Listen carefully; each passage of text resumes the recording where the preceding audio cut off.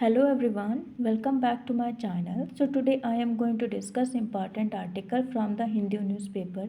So first article is related to India's strategic challenges.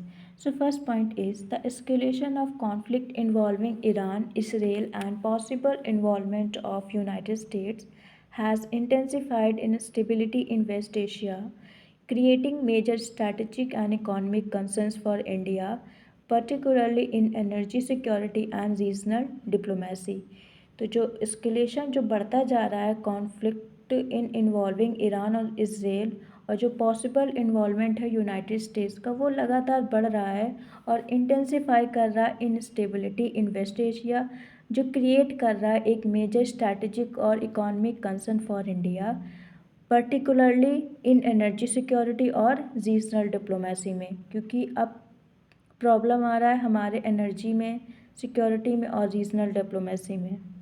Second point, India imports a significant share of its crude oil from West Asian countries, therefore any prolonged conflict involving Iran can disrupt global oil supply chain, raise energy prices and increase India's import bill and inflation pressure। तो जो India का import है, जो India सबसे ज़्यादा अगर crude oil कहीं से मंगाता है, वो एक सिग्निफिकेंट मतलब इम्पॉर्टेंट शेयर है इसका, इंडिया का क्रूड ऑयल वो कहाँ से आता है, फ्रॉम वेस्ट एशियन कंट्रीज से।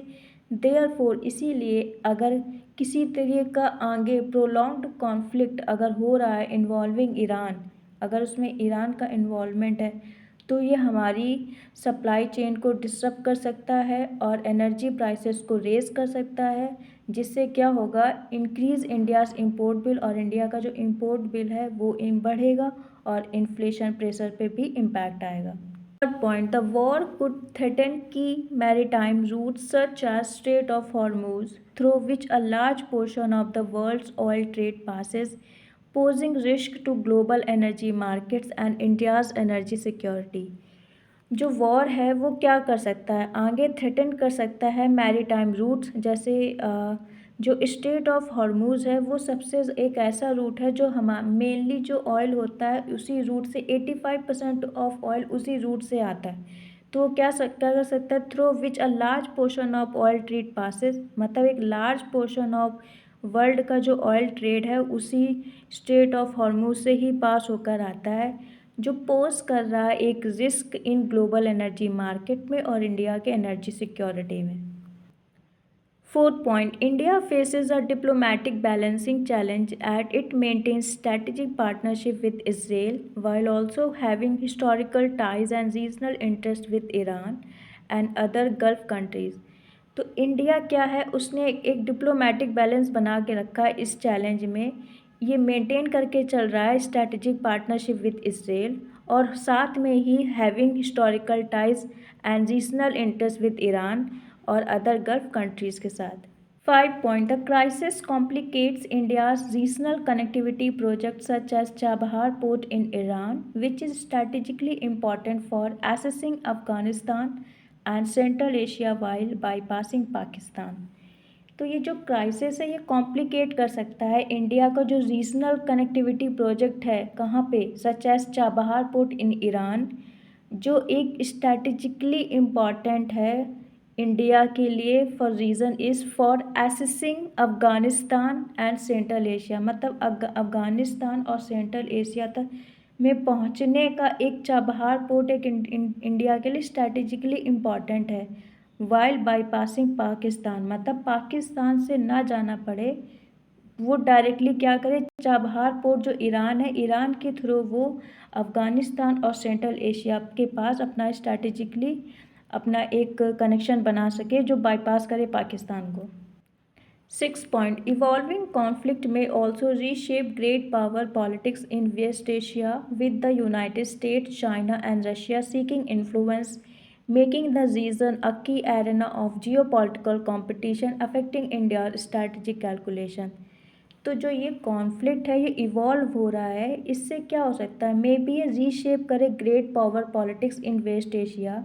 जैसे क्या हो, इसको क्या कौन कौन कंट्रोल कर सकता है वेस्ट एशिया को, यूनाइटेड स्टेट्स, चाइना और रशिया, जो अपना इन्फ्लुएंस चाह रहे हैं वेस्ट एशिया में, और ये क्या कर सकते हैं, मेकिंग द रीजन अ की एरेना, मतलब एक important area for Jio political competition, जो अफेक्ट कर रहा है इंडिया की स्ट्रैटेजिक कैलकुलेशन को। 7 point, around 8 to 9 million Indians live and work in Gulf countries. Therefore, escalation of war or instability in West Asia could affect the safety of the Indian diaspora and disrupt remittance flow to India. मतलब India के around 8 to 9 million Indians रहते हैं और वहाँ काम करते हैं gulf countries में।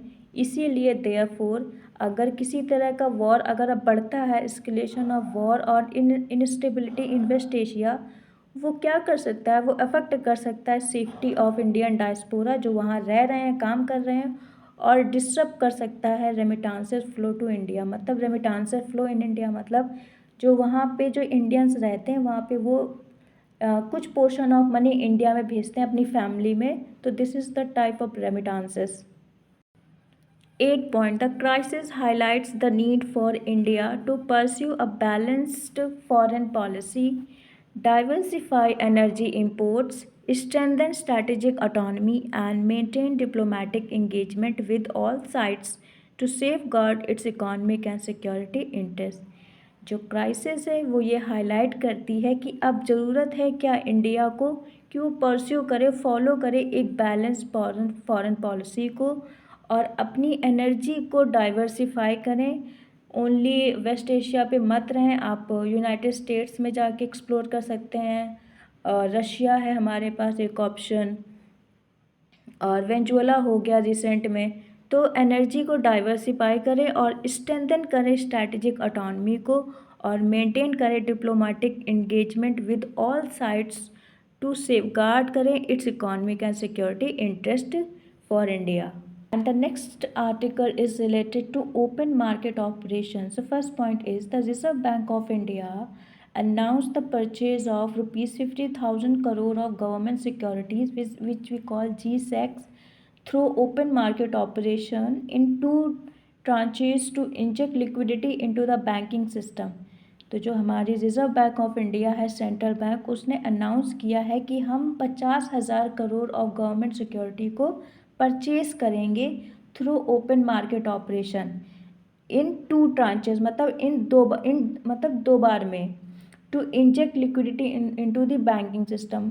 Inject liquidity into the banking system मतलब कि हम मनी को बैंकिंग सिस्टम में और इंजेक्ट करेंगे, मतलब इंक्रीज करेंगे through the open market operations. Second point, the first tranche of 25,000 crore was conducted earlier and the second tranche is scheduled later in this week, aimed at stabilizing financial market and ensuring adequate liquidity for banks. तो जो first ट्रांचे of ₹25,000 crore मतलब पहले ही conduct कर चुके हैं, और जो second है ट्रांचे ये स्केड्यूल हुआ है लेटर इन दिस वीक, मतलब इसी वीक के आखिरी तक में, जिसका एम होगा स्टेबलाइज करे फाइनेंशियल मार्केट को और इंश्योर करेंगी एडिक्वेट लिक्विडिटी फॉर बैंक्स, मतलब एक portion of liquidity money supply for bank. Third point, government securities, which is GSECs, are bond issued by the government of India to borrow money. When the RBI buys them from the market, it releases cash into the banking system, increase liquidity. मतलब जब government security होती हैं वो एक type of bonds होती हैं जो issue की जाती हैं through the government of India, जो एक टाइप की बोरो मनी होती, मतलब उधार लिया जाता है, और ये करता कौन है, गवर्नमेंट के साइड से RBI. When the RBI by them, जब आरबीआई क्या करता है, गवर्नमेंट सिक्योरिटी को खरीदता है फ्रॉम द मार्केट, तो क्या होता है, it releases cash into the banking system. मान लो आरबीआई ने गवर्नमेंट सिक्योरिटीज़ को ख़रीदा, तो गवर्नमेंट सिक्योरिटी उसने ली और मनी को मार्केट में दिया, तो क्या हुआ, इससे लिक्विडिटी मार्केट में आ गई, मीन्स मनी सप्लाई बढ़ गई। It's releases cash into the banking system, और जो इंक्रीज करती है लिक्विडिटी को, मतलब मनी सप्लाई।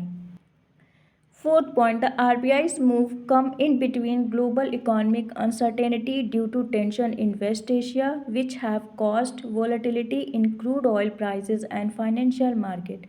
जो ये आरबीआई का मूव आया है, मतलब ये आरबीआई ने जो स्टेप लिया है कब आया है? In between global economic uncertainty.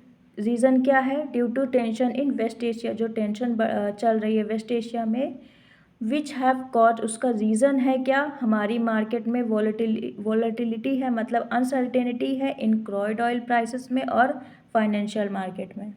Higher crude oil prices and global uncertainties can lead to inflationary pressure and currency fluctuations, prompting the RBI to ensure sufficient liquidity in the economy. अगर crude oil prices अगर higher होंगे, बढ़ेंगे, और global uncertainty मतलब जो disruption है, उससे क्या इम्पैक्ट आएगा? वो लीड कर सकता है इन्फ्लेशनरी प्रेशर, मतलब हमारे देश में इन्फ्लेशन बढ़ सकती है और करेंसी फ्लक्चुएट कर सकती है। मान लो क्रूड ऑयल के प्राइस बढ़ेंगे तो हमारी करेंसी डेप्रिशिएट होगी, मतलब उसकी जो वैल्यू है वो डिक्रीज़ होगी, और इससे क्या होगा? प्रॉम्प्टिंग द आरबीआई, मतलब आरबीआई क्या करे? इंश्योर करे sufficient liquidity in a economy. 6 point, liquidity injection through OMO open market operation helps bank maintain adequate funds for lending, supporting economic growth और preventing tight monetary conditions। जब liquidity inject किया जाता है market में through OMO मतलब open market operation, तो ये help करता है बैंक को कि जो मेंटेन करे एडिक्वेट, मतलब एक enough funds for lending, supporting economic growth, और प्रिवेंट करे, स्टॉप करे या उसको फॉरबिड करे टाइटन मॉनेटरी कंडीशन को, मतलब एक्सपेंशनरी पॉलिसी को अप्लाई करे। 7 point, the policy move also help stabilize the Indian rupee, which often faces depreciation pressure when global oil prices rise or when investors move funds to safer assets। जो policy उसका move है वो उसका एक move जो है वो और क्या करेगा? हेल्प करेगा, हमारी स्टेबलाइज करेगा हमारी इंडियन रुपीज़ को, जो इस समय फ्लक्चुएट फेस कर रहा है। विच ऑफन फेसेस डेप्रिशिएशन प्रेशर, जो क्या कर रहा है? मतलब डेप्रिशिएट हो रहा है, उसकी वैल्यू डिक्रीज़ हो रही है। क्यों? उसका रीज़न है ग्लोबल ऑयल प्राइस राइज कर रहे हैं, जिससे क्या हो रहा है? When investor move funds to safer assets, जो इन्वेस्टर हैं वो कहाँ जा रहे हैं? सेफर एसेट के पास जा रहे हैं अपने फंड को लगाने के लिए, rather than India, because of the fluctuation and depreciation of the Indian rupee. 8 point, such intervention are part of RBI's broader monetary policy toolkit to maintain financial stability, manage interest rates, and support economic recovery during periods of global volatility।